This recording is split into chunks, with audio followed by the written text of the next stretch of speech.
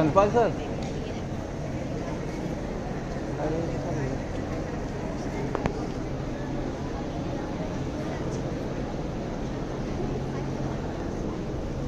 उसमें इसका लॉक खुलवाइए तो चंदपाल सर एक सेकंड।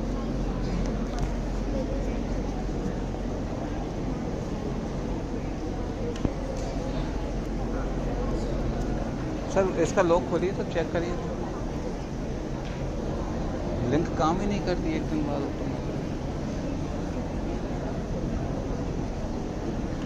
आ रहा है नहीं, रिफ्रेश कीजिए।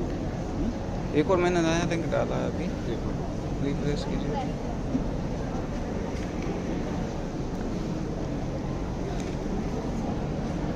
रिफ्रेश कर लो बस। रिफ्रेश नहीं किया मैंने तो फिर से ओपन कर देता हूँ तो आ जाएगा। हाँ ऐसे कीजिए।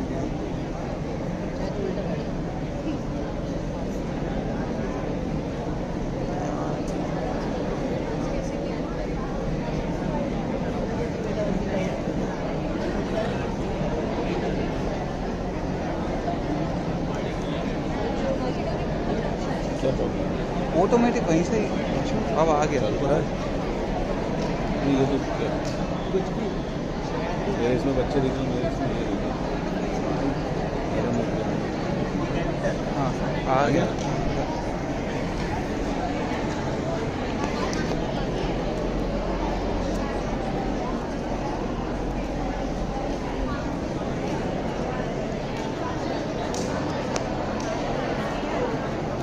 मैम सीधे में ही आएगा वो। चलिए हाँ चंदपाल सर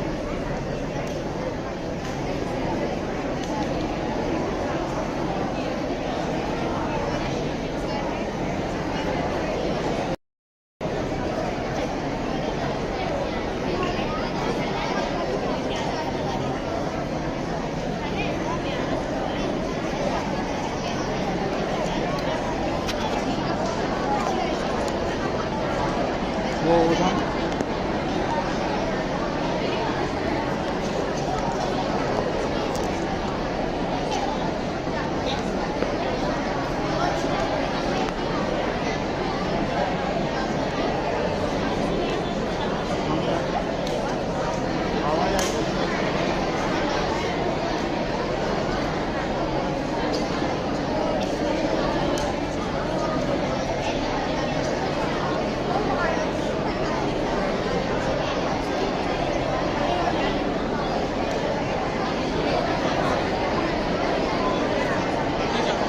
आप उसमें एक बार देख लीजिए, आप आ रहा है एक बार मोबाइल में देख लीजिए आप बैंक जाइए।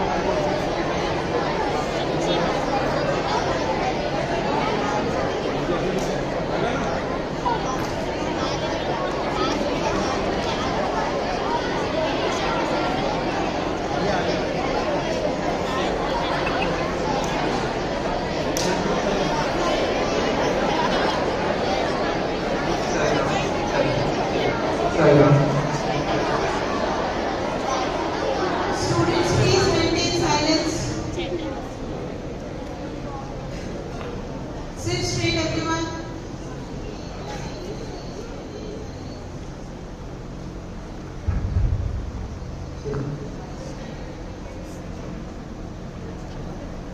मेरे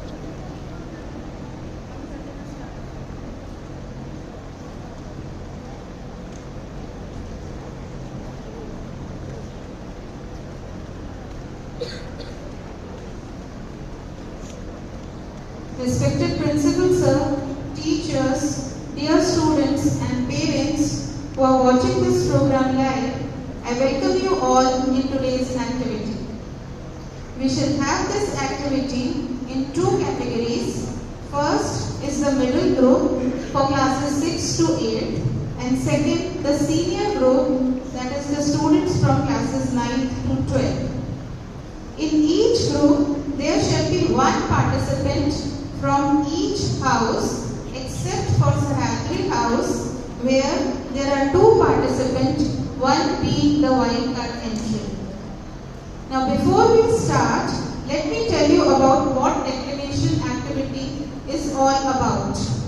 It requires students to select a speech that was delivered in public by famous personalities and perform an excerpt of that speech to audience, or it can simply be understood as a formal speech that contains lot of emotions. Now, for any competition, a fair and transparent assessment is needed for judgment, and for this responsibility, we have with us three esteemed judges: Chandpal sir, Veenu Gulati ma'am, and Shubhra Chatterjee ma'am. Please give a big round of applause to all our judges.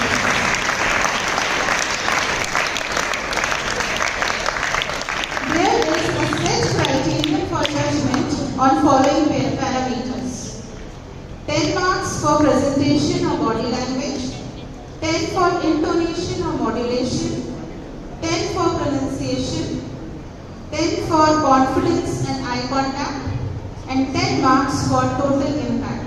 That means you are going to get marks out of 50. Each participant, when called, will first give a brief introduction of the original speaker and then will deliver the excerpt.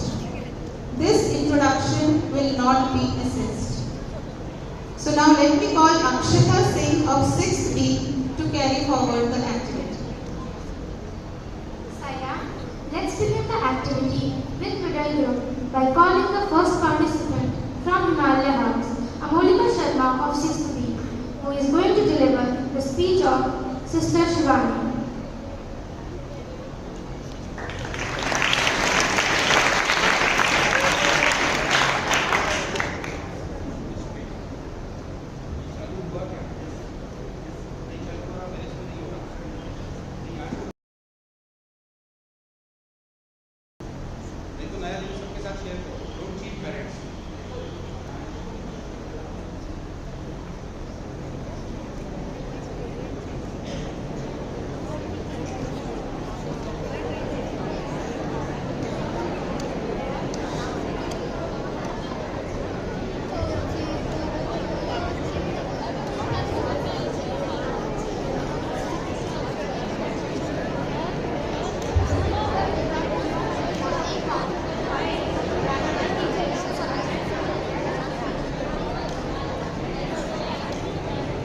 Some teachers confirm it whether it is working or not. Same link which is sent to parents, not new link. क्यों नहीं चल रहा है? Sir किस चीज के पास चल रहा है? 1 2 किस चीज के पास नहीं चल रहा है लिंक में? ये देखिए। सर मैंने इनको कोई लिंक नहीं भेजा है अभी। लिंक मैंने किसी को नहीं भेजा है अभी। लिंक मैंने किसी को नहीं भेजा है, सब वहीं से देख रहे हैं सर। मेरे से भी नहीं चल रहा है। How you can tell? This is cheating.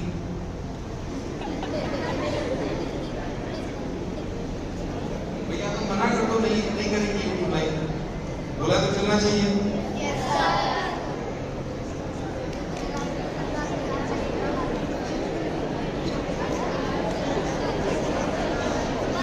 Devesh sir, आपका जिस लिंक से चल रहा है वो मुझे फॉरवर्ड कर दें।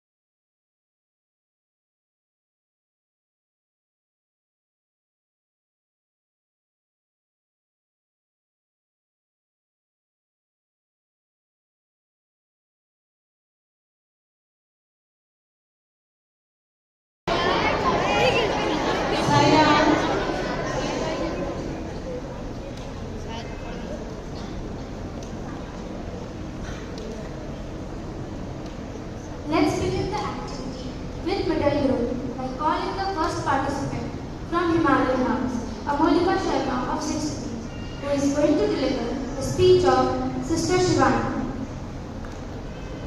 World-renowned speaker Brahma, Kumari Shivani, also known as Sister Shivani, has become a household name. She is a teacher, spiritual motivational speaker, having millions of followers all around the world. I, Amolika Sharma, is here to declaim her discourse, Power to Face Anything, spoken at Belgium. Here it goes.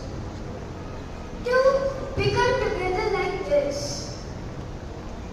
in a high vibration, it's the fortune of each one of you who have first contributed towards constructing this temple.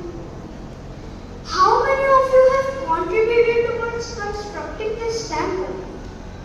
How can I be that nobody was part of the construction? That has to be somebody. Part of construction doesn't mean the actual construction. Just a part of getting the whole thing together. Somebody creates a thought. Somebody contributes wealth. Someone contributes time. Someone oversees the entire construction and contributes their skill. And once this contribution has been made, that construction, that structure, that place gives thousands of people food. So it's an investment. It's an investment. And so whenever you are getting a chance to invest.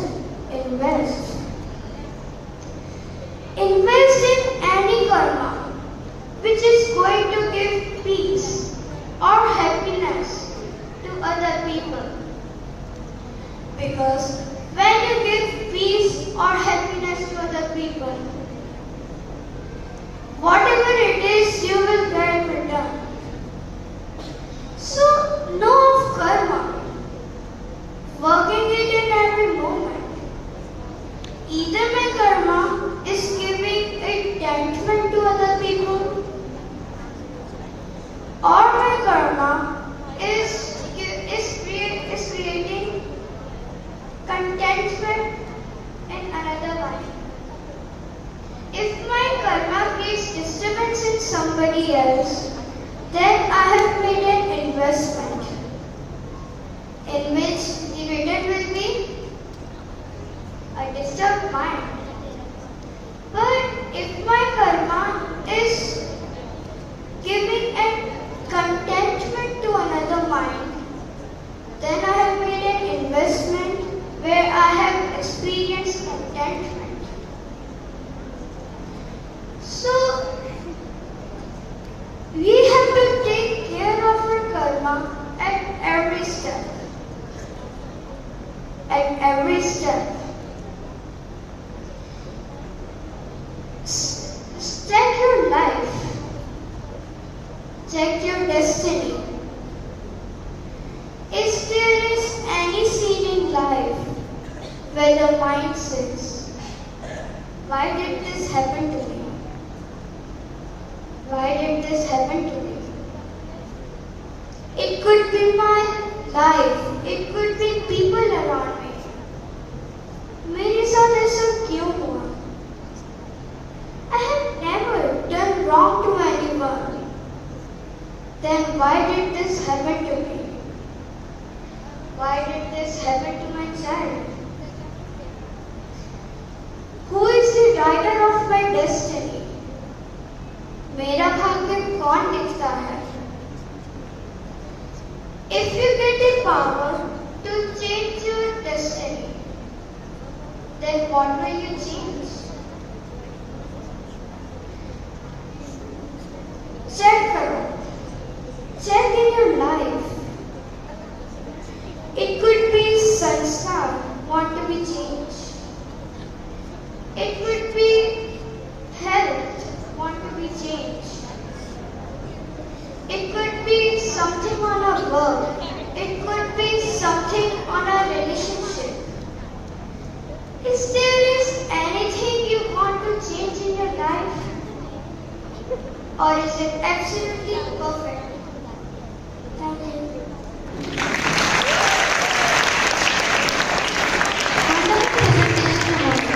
Our next participant is Gagi Solanki of 7B from the House.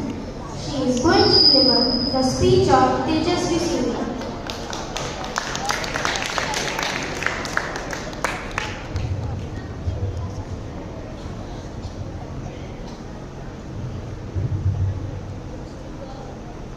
Om Shri Sai Ram. Tejasvi Surya, who is a well-known speaker and also a member of parliament in the 17th Lok Sabha, was invited in 2014 to the TEDx talks to talk about transforming India's politics. So here I am, Gagi Solanki, as Tejasvi Surya, transforming India's politics. Friends, India is a very young country. 1 out of 4 people in this country are like you and me, within less than 30 years of age. And in a political democracy like ours, a parliamentary democracy like ours, every aspect of the country is affected by this political system. People say that young people should get into politics, and with a more number of young people getting into the politics, there is a hope for the system to change. Have spoken and interacted with so many young people, and they say, who wants to get into the politics, they say that the system discourages them from getting into the system. We have a system where meritocracy is not respected, where talent and sincerity is not rewarded. Can we ask our young people, can we encourage them to get into the system like this? Take the example of a young man who wants to get into the politics and he is very keen into getting into it. Who will get the party ticket? A man who is born in a particular family, or the man who have enough control over money and who can bring enough money to the game of this politics gets the ticket. We are living in a system where meritocracy is not respected. Let me give an example of how representative our representatives are. In the 14th Lok Sabha, the two main principal parties of the country, BJP and Congress, got 28% and 18% of votes respectively. Got 28 and 18% of the votes respectively. So here is a classic case where the minority of electors are giving vote to the majority of legislators.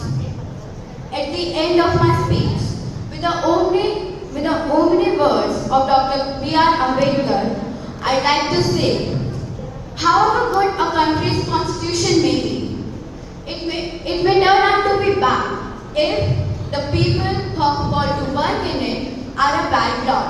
Thank you and Sairam. Nice presentation, Kasi. Next participant is Adha Sharma of 7B from Vindhyachal House. She is going to deliver the speech of Rajiv Satya.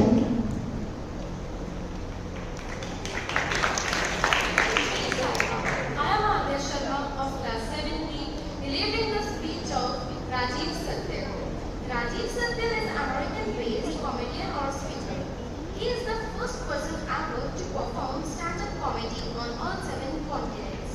After listening to this strong talk, on one people need to quite saying that they are not Indians because they were not born here, or because they speak a certain way. One will definitely think twice before calling him an Indian American. The speech goes like this. I am Indian, just Indian. I'm not South Asian any more than North Asian or Russian. There are 1.3 billion of us. We don't need a cardinal direction. Okay? It's not our fault that Christopher Columbus got lost. Sure, we love our states. But there's a strength in number.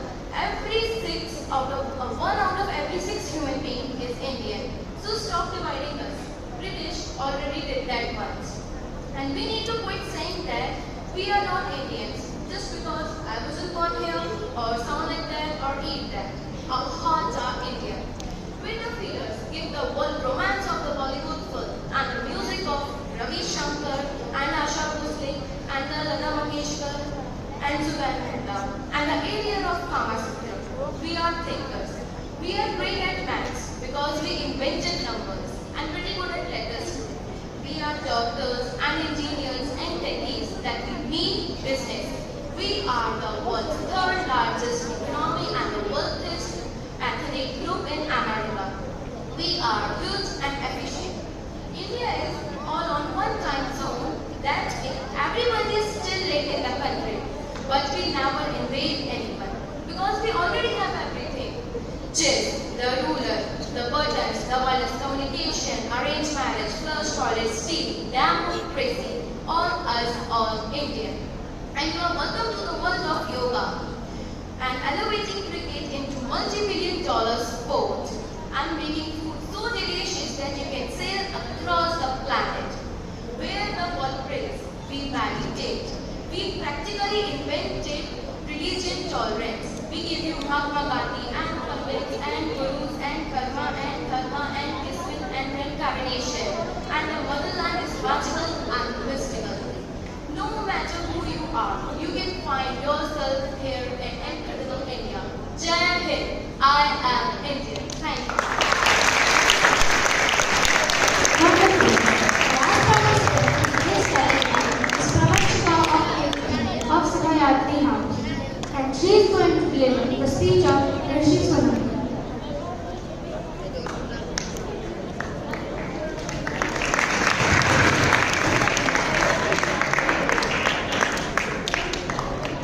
A better future is not given, it's earned. We are talking about a person who was from poor family and now he is believed to be the richest man in the world, Rishi Sunak. Om Shri Sai Ram, my name is Pravachika and today I am going to be speaking to you about a better future is not given, it's earned.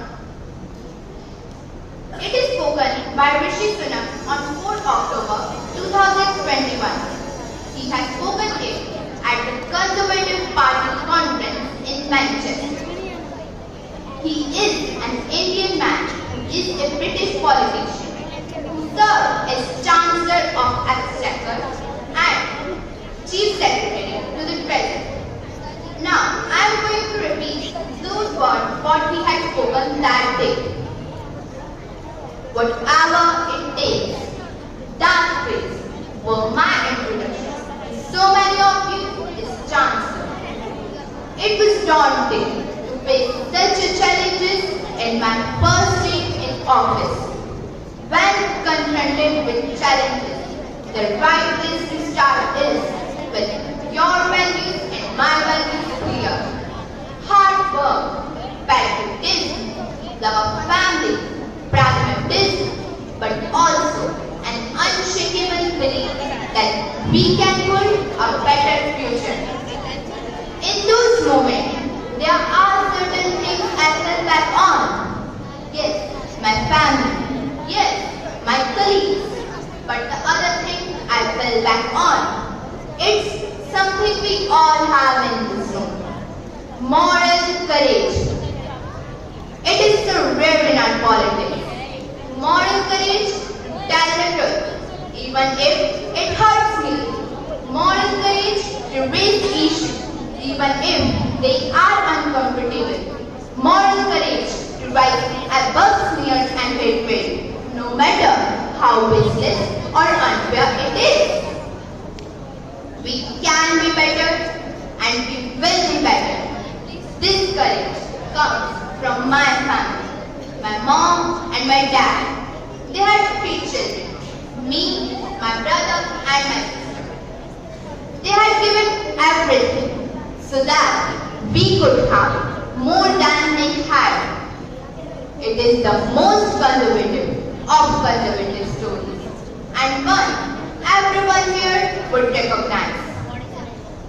I believe in some straightforward things. I am a pragmatist. I care about what works, not about the purity of any dogma.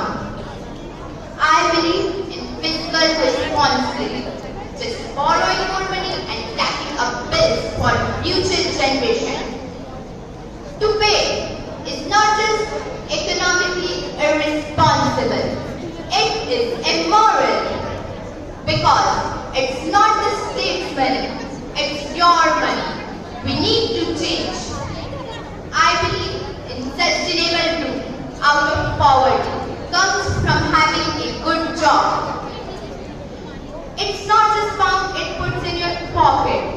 It's the sense of worth and self-confidence it gives you.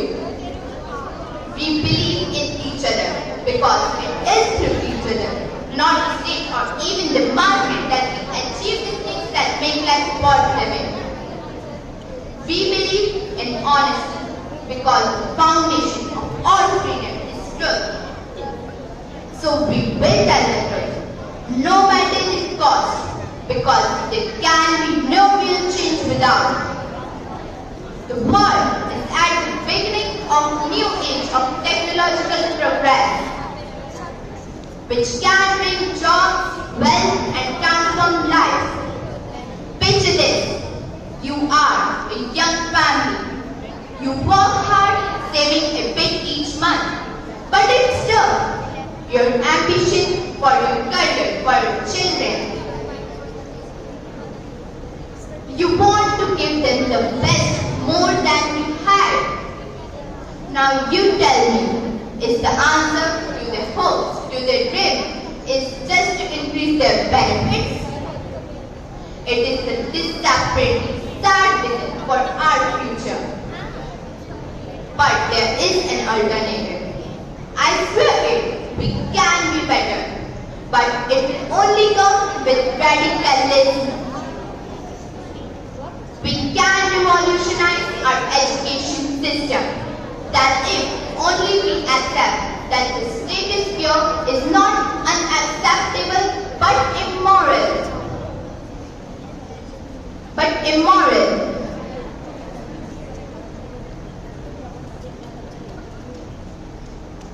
I don't care where you're born or who your parents are. Your birthright should be a world-class education, because today's education is tomorrow's economy. Yes, we believe in you. We will help you and you will succeed.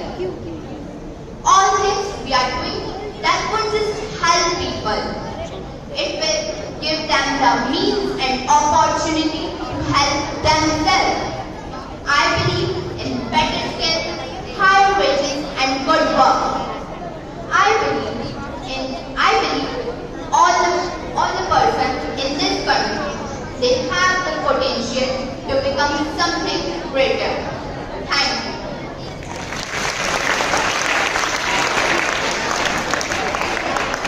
Once again, a big round of applause for all the participants. To the end of the middle group speeches, let's now begin with the senior group. The first participant in this category is Aditya Sharma of 9th grade from Sahyadri House. He is going to deliver the speech of Mr. Vijay.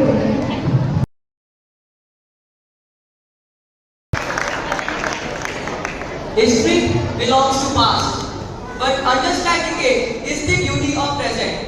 These slides were said by Shashi Tharoor, and today I, Aditya Sharma of class 9th and of Sahyadri House, going to deliver one of his speech, that is one well-formed mind versus one well-educated mind. Shashi Tharoor is a successful Indian author and MP of Thiruvananthapuram. He gave this speech on December 2013 in a program-oriented and gateway in Mumbai. By this speech, he wants to indicate that how illiteracy can become a national issue. So here it is. Indian education, higher education in particular. But I'm actually going to start with demography. See, we are an amazingly young country. In fact, if you just take the age group of 10 to 19 years, there are 226 million Indians. Poised, in other words, to enter higher education, going through school, and to ready for higher education. Now, this is amazing because it is happening at a time when the rest of the world is aging. Right, if you so look at the average age of India today, it is 28. Of course, don't ask about the gaps, since we have heard about the gaps between the Indian person and the Indian cabinet, and I think we hold a world record for that. But that is another TED talk show, right? But what you have got with those average ages at a time when the rest of the world is changing is that by 2020, Japan's average age is going to be 47, China's average age is going to be well past 40, Europe 46, the United States, youthful US 40, and India's average age is going to be 29. So we are potentially the people who are youthful, productive, dynamic, young population, ready to work and transform the world. The kinds of growth that say that China played in the last generation would be ours in the next. In fact, International Labour Organization has worked out that by 2020, we will have 160 million people in the age group of starting birth. And 20 to 24 years of age is what they calculated. And China will have 94 million people at the same time. So we are really poised to it. But, and by the way, other countries will have serious deficit of short in terms of how many people are required they need of working age. We in India have the people, but do we have the ability to equip the people to take the advantage of this? To become the workforce of the work engine for the world? See, if we get it right, we really educate and train them, we really not just transform our society and our economy, but the world. And if we get it wrong, then the demographic dividend, which I'm talking about, becomes a demographic disaster. Because we have already seen in 165 of our 625 districts what happens when unemployed, frustrated, uneducated young man becomes prey to the blandishments of the Maoists and prey to the gun and the bullet. So education in our country is not just a social or economic issue. It is a national issue. Now this is the story in nutshell. 4 E's. Expansion with our first priority in the education. Why? Because of the literacy. I wouldn't ask any of you out here. Left us in 1947 with a literacy rate of 16%. We had only 400,000, 4 lakh students in the entire country in higher education. At that time, we had 26 universities, fewer than 700 colleges. So, obviously, expansion was essential. We had gone from 16% to 74% literacy rate, from 26 universities to 650 universities. We have gone from 400,000, 4 lakh students to 20 million, 2 crore students in the entire country in higher education.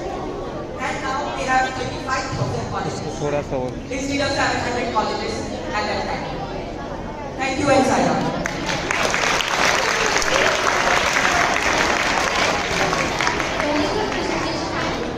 Let's call the next participant, Renalini of 11th C of Vindhyachal House.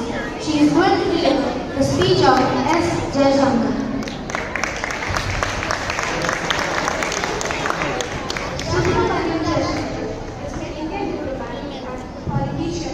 Serving as the Minister of External Affairs of the Government of India.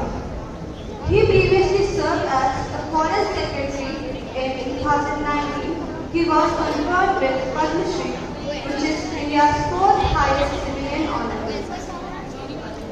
And this session's theme is Avarisha Movement, Interlocking Solutions to Transformative Challenges. seeks to capture this seriously. And the speech goes like this. The world is already struggling with the challenges of post-pandemic economy. The death situation of the developing is precarious. To this is now added the rising costs and shrinking availability of fuel, food and fertilizer. These alarming trade disruptions and diversions are among many consequences of the Ukraine conflict. To this, the Indo-Pacific witnesses are only council concerned about stability and security, and climate events have added an overlay on the economic anxieties. As we all know,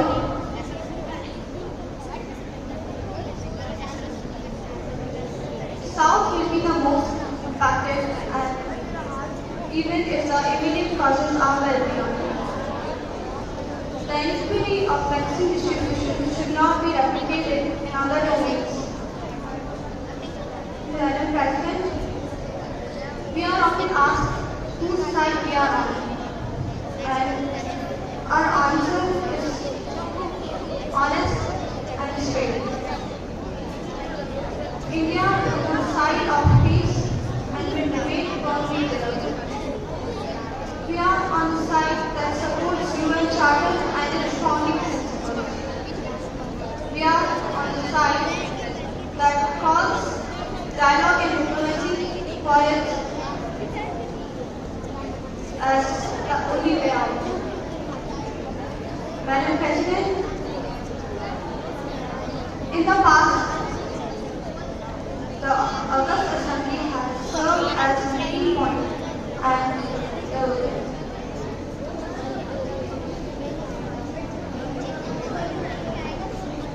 the August Assembly has served as a meeting point and catalyst for action. It is vital that they continue to believe in the promise of diplomacy and the need for international cooperation. Therefore, Madam President, let us strive to return to the course of seeking peace, progress, and prosperity. Thank you.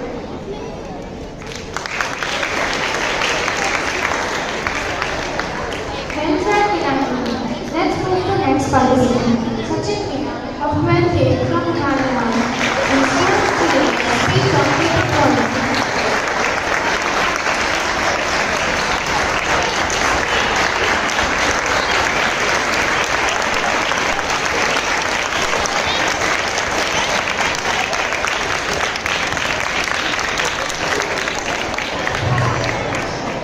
Scattered in the dust, the silent I remain. When India's bugle call, I will rise again.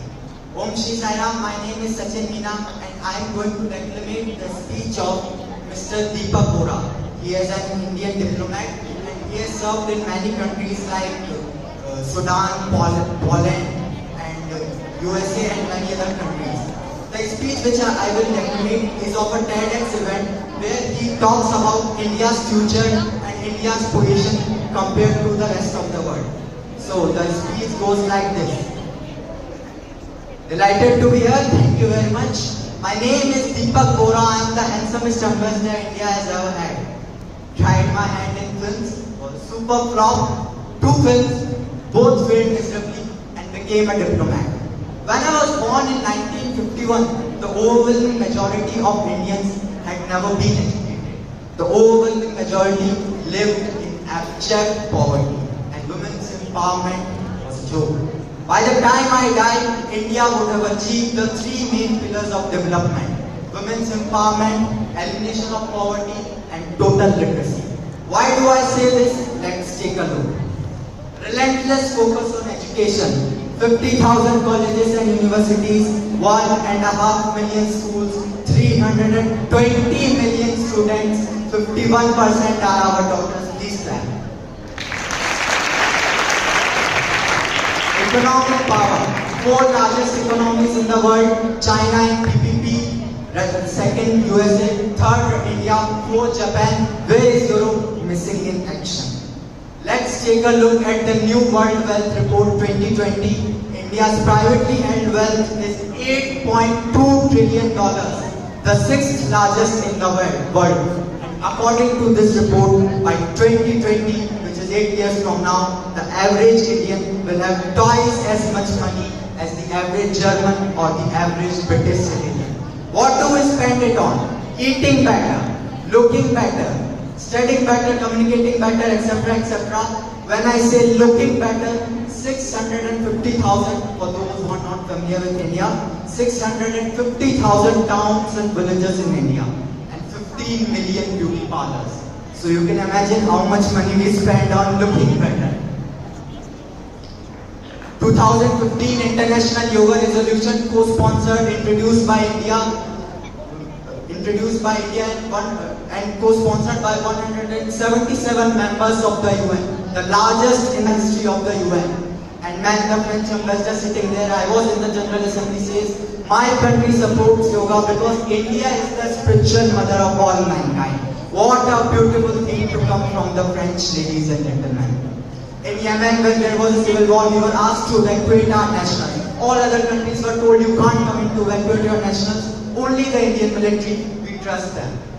When I went to Paris the same year, we got out 20,000 people from 40 countries. The immigration officer at Charles de Gaulle Airport sees my passport and says, you are an Indian ambassador. I said, yes I am. He says, well, you brought out 500 Frenchmen from Yemen? I said, yes, but if we made a mistake, we will take them back. He says, no sir. He gets up, salutes me and says, thank you India. This is the new India that we are talking about. 1969, we had been invited to the founding conference of Organization of Islamic Cooperation, and we went there. We were not allowed into the hall. We had been invited, we were booted out, were thrown out. Water and electricity in our hotel had been switched off. India did not have the strength to retaliate, ladies and gentlemen. 50th founding conference of OIC last year. Who would you think is the guest of honor? Your country, India. So the military dependence today, take a look at this. The most powerful military, none of these are my figures. These are all UN various agency figures. The most powerful USA spent a lot of money. Second Russia, third China, fourth India. Whereas Europe is still missing in action. Result of these tectonic changes, 15% of the world that ruled the other 85%, they don't know what is happening. Just one humiliation, ladies and gentlemen. 65 we fought a war, the rains didn't come. 66 the rains didn't come. Mrs. Gandhi, the then Prime Minister, went to US to beg for food. The New York Times wrote, the new Indian leader comes begging for food. And when she came back, she said, it will never again be begged for food. And we were told, don't eat on Mondays. I have slept hungry throughout 1966. I have slept hungry on Mondays. Ask me what hunger is. And your country, which said feed us, is today the second largest producer of food grains in the whole world.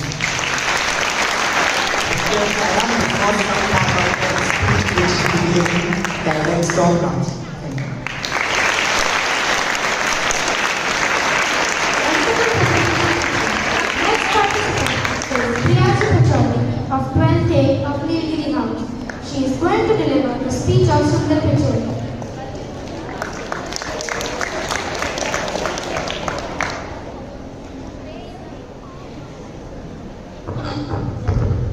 Wear your failures as a bandage of honor. Om Shri Sai Ram. My name is Priyanshi Pachari from Nilgiri House, 12th day, and today I am going to declaim the speech of Sundar Pichai. This speech was delivered by Sundar Pichai at Global Entrepreneurs Summit 2016. In this speech, he speaks about believing in ourselves and hard work is the key to success.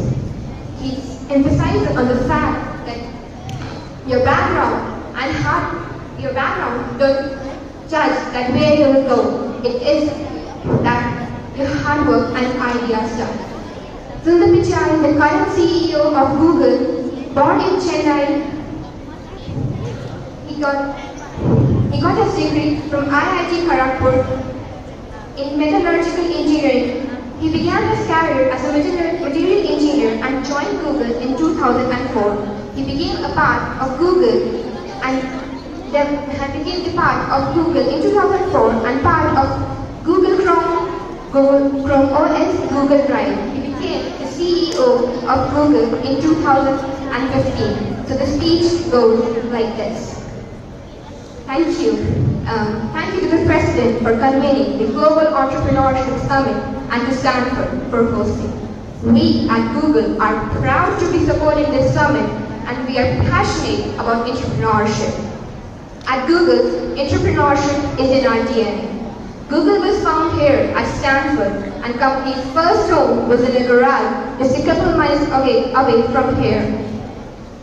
Like many of you in the audience, our founders were two young people with a vision of a better future, a better way, and they decided to follow their dreams.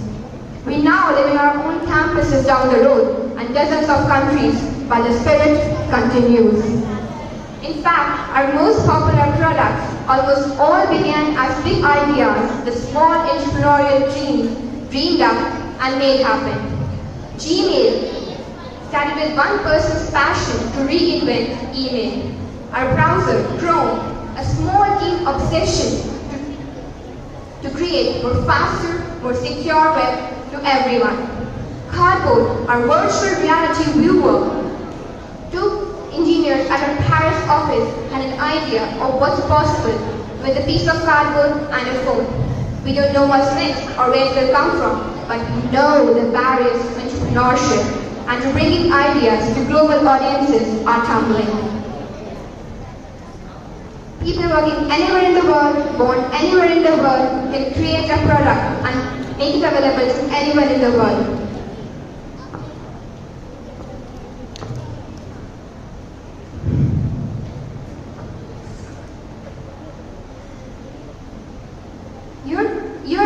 You are the one going to build the next Google, the next Spotify, the next Tesla, the next, but we don't know what, but we know that someone in this room will build it.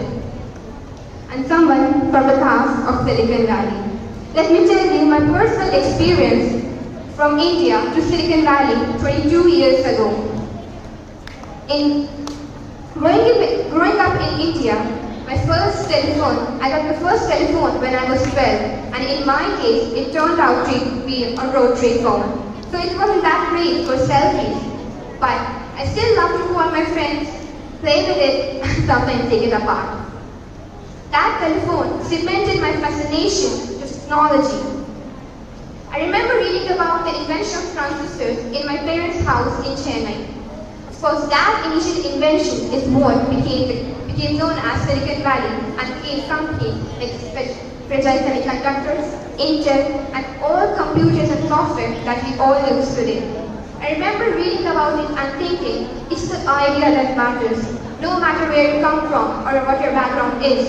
One revolutionary idea, one brilliant invention can unleash other entrepreneurs to revolutionize the industry at pace you can never predict. That's why I came here.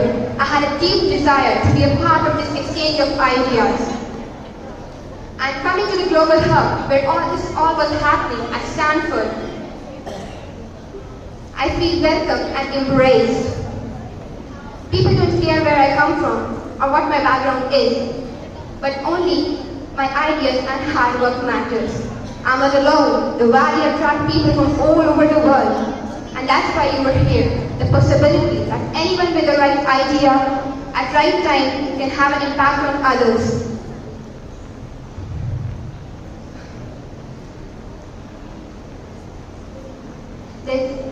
I know how much hard work it takes to be an entrepreneur. The long hours, time away from family,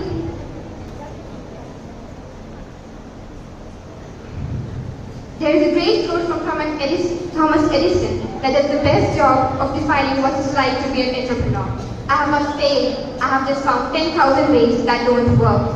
We all are a part of tradition that is a part that such a part Edison to companies like Google today. The idea is not about making apps for making money. It is about transforming industries, creating millions of jobs, and curing diseases fighting global warming, and making our school richer environment for our students. So I hope you enjoy your time here at Silicon Valley, and I hope that you find this summit invigorating. And when you get back home, it encourages you to keep building. We are looking for you, for you. The world is counting at you, and we can't take what you will building. Thank you.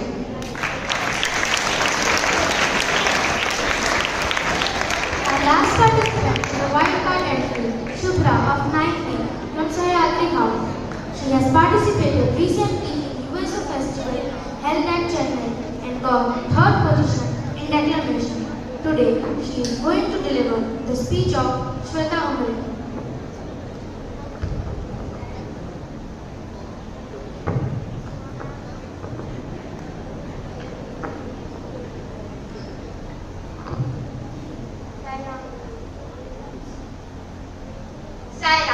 Shweta Umre is a postgraduate in Forensic Science from National Institute of Criminology and Forensic Science, Delhi. She is from Nagpur and is a serial orator who has won the first prize at the National Youth Parliament 2019 organized by the Ministry of Youth Affairs and Sports. Post which she was elected by the Youth Ministry to represent India at the Commonwealth Heads of Government meeting 2019 that took place at Brunei Darussalam. Here goes the speech. मैं उस देश की नागरिक हूँ जहाँ छत्रपति शिवाजी महाराज और सम्राट अशोक जैसा राजा था। मैं उस देश की नागरिक हूँ जहाँ हर 50 मील पर रूप, पहनावा, मजहब बदल जाता था। मैं उस देश की नागरिक हूँ जहाँ डाल पर सोने की चिड़िया को पाया जाता था। मैं उस देश की नागरिक हूँ जिसे अपने भूगोल के पहले इस ब्रह्मांड का भूगोल समझ आता था। A very fanatic morning,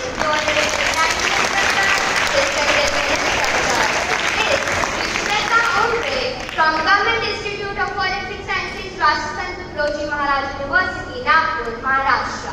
Today, I will be speaking on the topic connecting India economically, culturally, and geographically. Now, when I look at this topic, I can see 2 aspects. The first aspect is how do we connect India to itself. The second aspect is how do we connect India to other countries globally.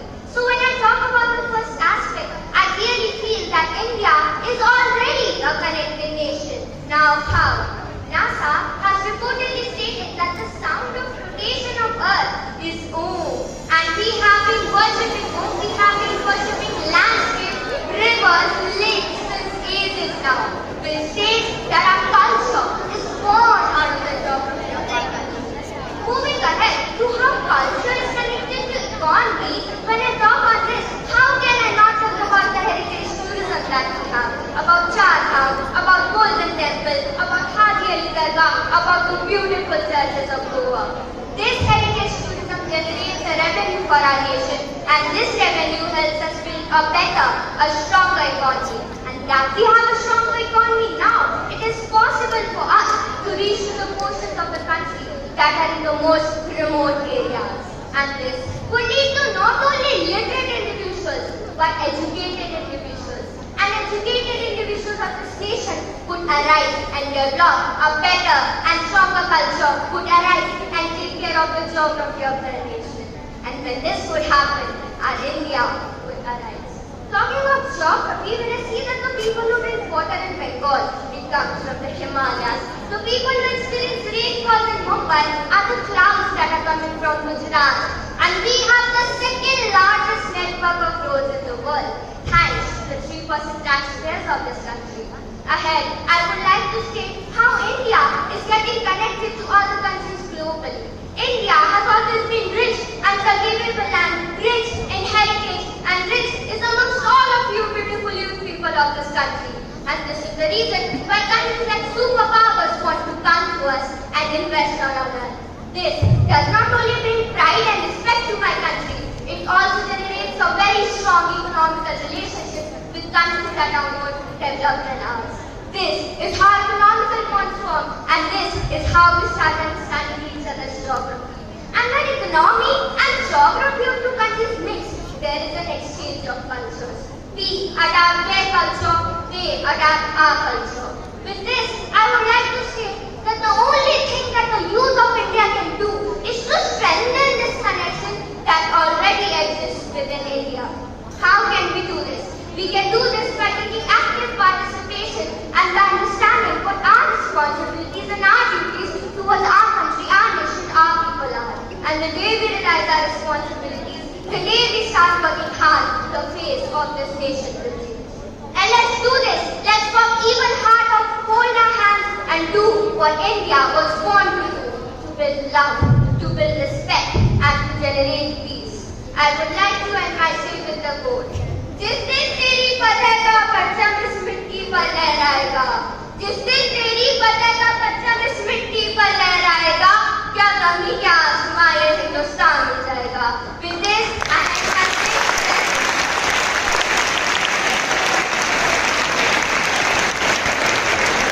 So with this, we come to the end of today's activity. A big round of applause again for all the participants. I would now request respected Principal Sir to please give his views on today's activity and for further improvement in future. Sir.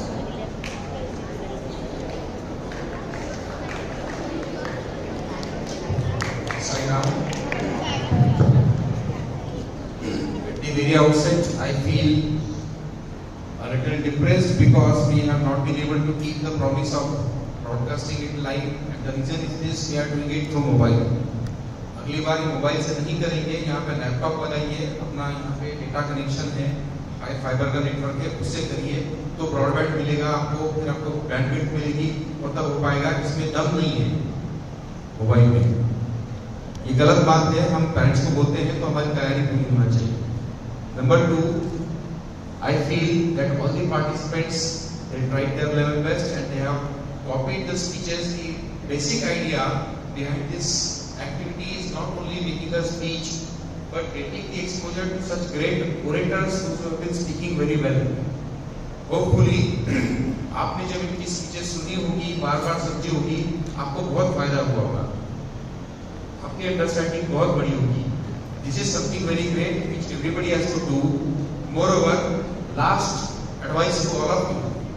आपको पता है कि जो श्वेता उमरे की speech है, it was made in front of Prime Minister of India. So your voice can be so powerful that Prime Minister will listen to you. And how can you do that? By having command language, number 1, and number 2, by having the great ideas. How can you have great ideas? Now, you cannot keep on depending on teachers to find out great speeches for you. You should all join TEDx. How many of you watch these speeches on TEDx? Just let me see. ये 2-4-5 को पता है TEDx क्या है. सबको पता होना चाहिए. घर पे जाके इंटरनेट पे ढूंढिए TEDx. You get lots of beautiful speeches on TEDx.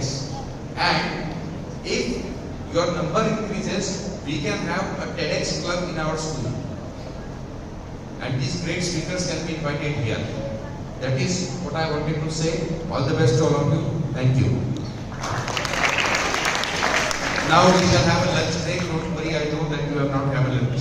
So you shall have lunch break, and after that, next period, whatever it is.